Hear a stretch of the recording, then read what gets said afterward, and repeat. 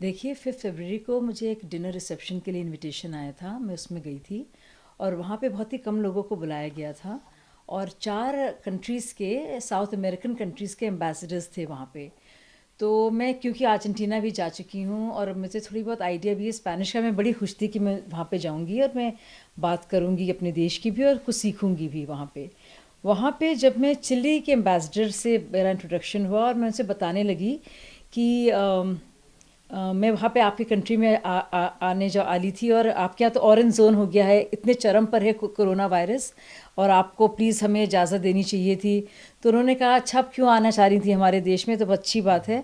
हमने कहा कि आपके यहाँ एक सैंटियागो के पास एक मपूचे ट्राइब है और वो माइथोलॉजी के अनुसार लॉर्ड हनुमान के जो भाई हैं सुग्रीव, वो आए थे और बहुत ही प्रभावित है वहाँ का कल्चर इंडियन कल्चर से और इस वजह से मुझे शूटिंग करनी थी वहाँ पे। तो उन्होंने कहा मुझे बहुत ही हैरत हुई जानकर कि आपको जानकारी है इसकी, और इस तरह से बात हो रही थी। लेकिन जैसे ही मैंने लॉर्ड हनुमान और सुग्रीव जी की बात जिक्र किया, पीछे से किसी ने ना बहुत गंदी सी गाली बकी और लॉर्ड हनुमान के कॉन्टेक्स्ट में। तो मैंने पीछे मुड़ के जब देखा तो डम्पी अकबर अहमद, जिन्हें मैं पहचानती हूँ क्योंकि वो हमारे फैमिली फ्रेंड रहे हैं कई सालों से। तो मैंने देखा, मैं थोड़ी अजीब सा मुझे लगा, मैंने उनको कुछ एक्नॉलेज नहीं किया और मैं थोड़े धीमे धीमे अपनी बात को करने लगी और फिर मैंने होस्ट से कहा कि मैं थोड़े अलग बैठना चाहती हूँ क्योंकि मुझे मालूम है इनकी क्या आदत है। 2-3 साल पहले भी इन्होंने एक बहुत ही बड़ी महफिल में बहुत ही बदतमीज़ी से मुझसे बात की थी कि तुम भाजपा में चली गई, तुम तो गद्दार हो, और बहुत उल्टा सीधा इनकी आदत है गाली गलौज करने की। तो मैं घबराती हूँ। उस पार्टी में बहुत ज़्यादा लोग थे तो मैं बच सकती थी, यहाँ पे बहुत ही कम लोग थे तो मैं समझ में नहीं आया मैं कहाँ बैठूँ। जब सिट डाउन डिनर की शुरुआत हुई तो मैं जानबूझ के दूर बैठी और जो होस्ट हमारे बिजी थे और उसके बाद वो आए, उनकी बेटी सामने बैठी और आप यकीन नहीं करेंगे, लगातार इस शख्स ने, डम्पी अहमद ने मुझे टारगेट किया, मुझे निशाना बनाया। किसी और से उन्होंने कुछ भी अपशब्द नहीं बोला।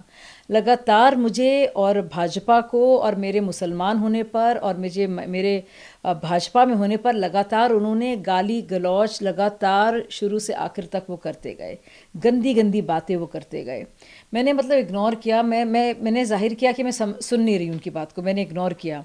मैं बाएं तरफ देखती रही, टालती गई टालती गई टालती गई।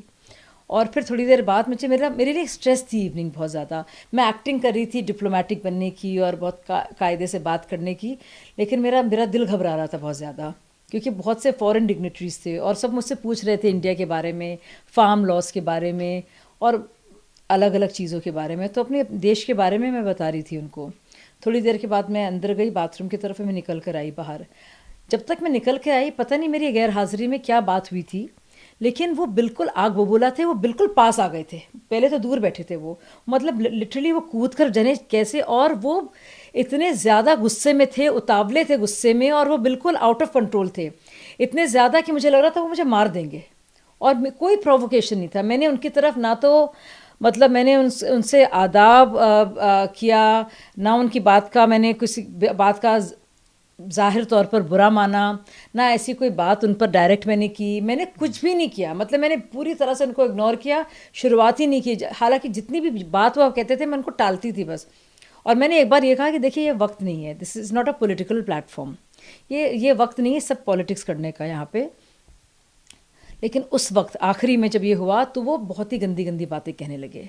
और बताओ बताओ, मैं बताऊं गोधरा के बारे में इसके, तो मैंने कहा मैं आपको बताऊं मलियाना के बारे में, हाशिमपुरा के बारे में, नेल्ली के बारे में, भागलपुर के बारे में, क्योंकि इतनी ज़्यादा बात सब लोग देख रहे थे और मुझे लगा कि हमारे देश के बारे में बात हो रही है। और तब तो जब, क्योंकि मैंने पहली बार जवाब दिया, पहली बार पूरे इवनिंग में लगातार वो कुछ ना कुछ बोल रहे थे, पहली बार मैंने जब जवाब दिया तो वो बिल्कुल आपे से बाहर हो गए और वो मुझे अटैक करने लगे और बहुत ही गंदी बातें उन्होंने मेरे बारे में, मेरी पार्टी की लीडरशिप के बारे में कहीं, और बाकायदा जो गाली गलौज होती हैं, गंदी से गंदी गालियाँ जो होती हैं, वो उन्होंने बकी उस वक्त। और उनको फिज़िकली मतलब शारीरिक तौर से उनको हटाया गया दूर, मुझे भी। मतलब मैं तो वहीं बैठी रही और उनको थोड़ा दूर किया गया। और मेरे होस्ट बोले देखो तुम तो पॉलिटिक्स में हो, ये होता है। मैंने कहा ऐसे तो नहीं होता है। और जो एम्बेसडर्स से बोले आपके यहाँ ऐसी ही होती है, ये क्या कॉमन है? मैंने कहा नहीं, ऐसा नहीं, ऐसी बेहूदगी तो नहीं होती है। लेकिन मैंने सोचा फिर कि जो होस्ट मुझसे बोले कि पॉलिटिक्स में देखो ये सब होता है, कोई जेंडर तो होता नहीं है। मैंने कहा हाँ, लेकिन अगर मैं अकेले लेडी गेस्ट हूँ यहाँ पे तो अजीब सा तो लगता है ना, कोई ऐसे अटैक कर रहा है, गाली। देखिए मैं तो नहीं गाली बक रही हूँ, मैं तो वापस पलट के ना तो चीख चिल्ला सकती हूँ ना हाथापाई कर सकती हूँ। लोग कर सकते हैं, लेकिन जाहिर सी बात है एक वुमन तो नहीं इस तरह से कर सकती है ना, बदतमीजियाँ जिस तरह से वो कर रहे थे। तो एक तो वो तो इनसिक्योरिटी की बात एक होती ही है, और दूसरी बात यह है कि अगर मेरी पॉलिटिक्स है, मैं बीजेपी का हिस्सा हूँ, तो आप मेरे लीडर को और मुझे क्यों आप गालियाँ बक रहे हैं? आप मेरी पॉलिटिकल चॉइसेस का क्यों मजाक उड़ा रहे हैं? आप क्यों मुझे पब्लिकली जलील करने की कोशिश कर रहे हैं बार बार? और इंटरनेशनल डिग्निटरीज़ के सामने और गेस्ट के सामने आप क्यों कोशिश कर रहे हैं कि आप मेरा मजाक उड़ाएं सबके सामने? और मतलब और लगातार आप करे जा रहे हैं, और आपको मज़ा आ रहा है देखकर कि मैं घबरा रही हूँ इस चीज़ को, और मैं आगे बात को बढ़ाना नहीं चाह रही हूँ।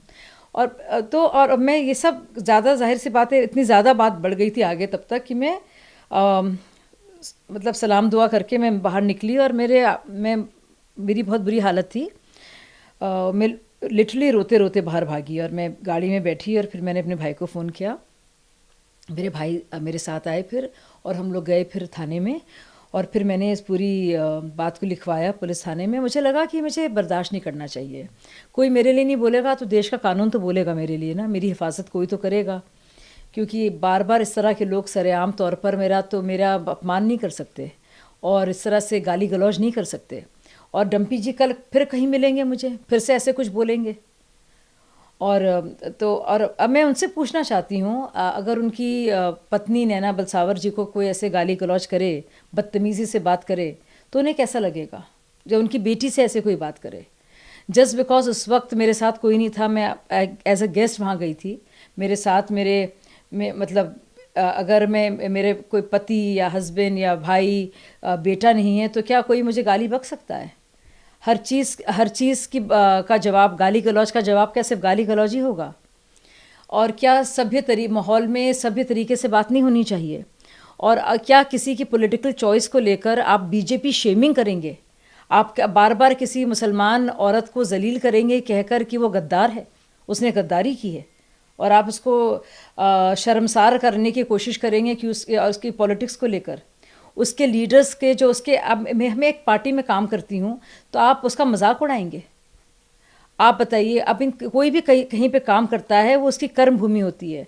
उसके सीनियर्स के आप मजाक उड़ाया जाए, गंदी गंदी बातें कही जाएं औरों के सामने, क्या अच्छी बात है? देश की छवि के लिए क्या अच्छा है कि इस तरह से बात की जा रही है? फॉर एम्बेसडर्स के सामने, एक नहीं 4 एम्बेसडर्स से सोचिए, क्या देश के बारे में वो सोचेंगे कि एक महिला के साथ ऐसा बर्ताव होता है? भूल जाइए 1 मिनट कि वो किसी पार्टी में थे या मैं भाजपा में हूँ। भूल जाइए, कोई सीनियर लीडर किसी जूनियर लीडर से ऐसे बात करता है? कोई पुरुष किसी महिला से ऐसे बात करता है? आप ही खुद सोचिए। और कोई भी गेस्ट किसी दूसरे गेस्ट से ऐसे बात करता है? तो मुझे लगता है बहुत ही और ये एक बार पहले भी कर चुके हैं, कई बार मुझे इस तरह से बीजेपी शेम किया जाता है कि मैं इस पार्टी में क्यों हूँ, क्योंकि मैं मुसलमान हूँ, मैंने एक तरह से गद्दारी की है, और गंदी गंदी गालियाँ मेरी पार्टी के लिए दी जाती हैं, मुझे दी जाती हैं, हमारे लीडर्स को दी जाती हैं। मुझे नहीं अच्छा लगता ये, मुझे लगता है मैं इसको और बर्दाश्त नहीं कर सकती।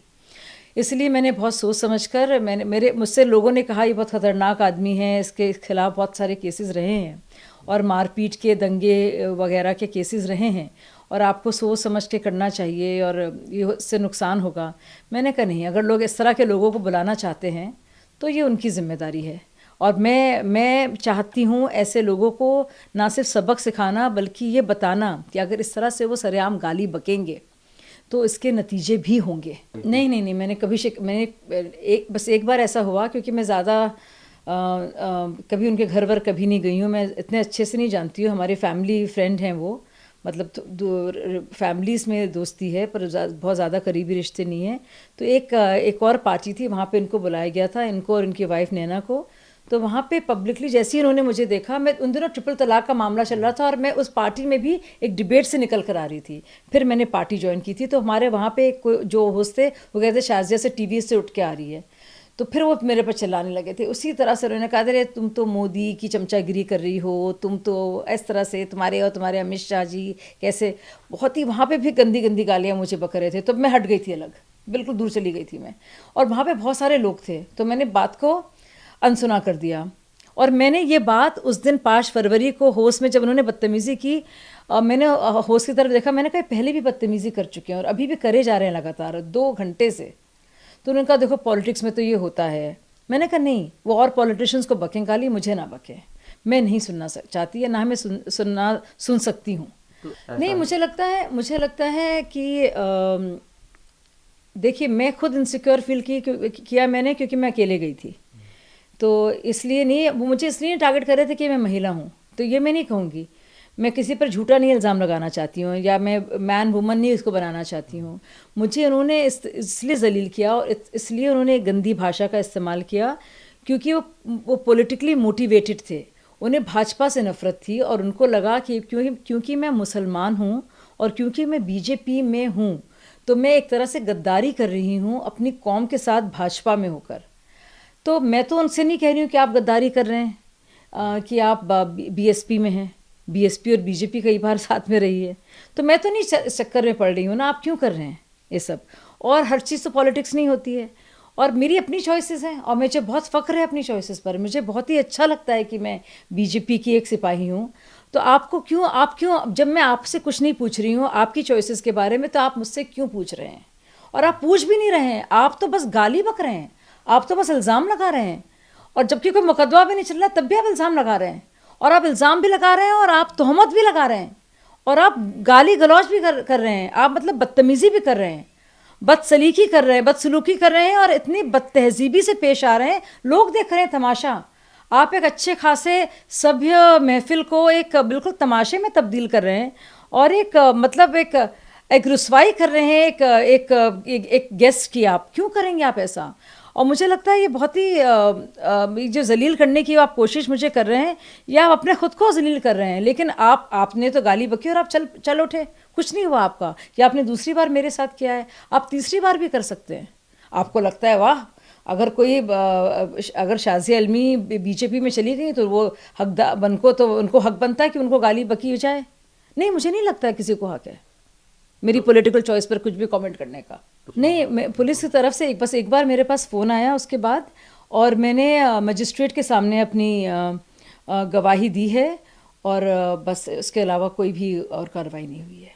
कोई और इत्तला मुझे नहीं मिली अभी तक। कोई नहीं। मैंने पढ़ा कि चेतन जी ने लिखा है उसमें, मैंने अखबार में पढ़ा कि उन्होंने माफ़ी मांगी। ऐसा कुछ भी नहीं हुआ है मेरे पास। कोई भी, ना उनकी तरफ से ना उनकी वाइफ नैना बलसावर की तरफ से कोई माफ़ी की बातें आई, कुछ भी नहीं, ऐसा कुछ भी नहीं हुआ है।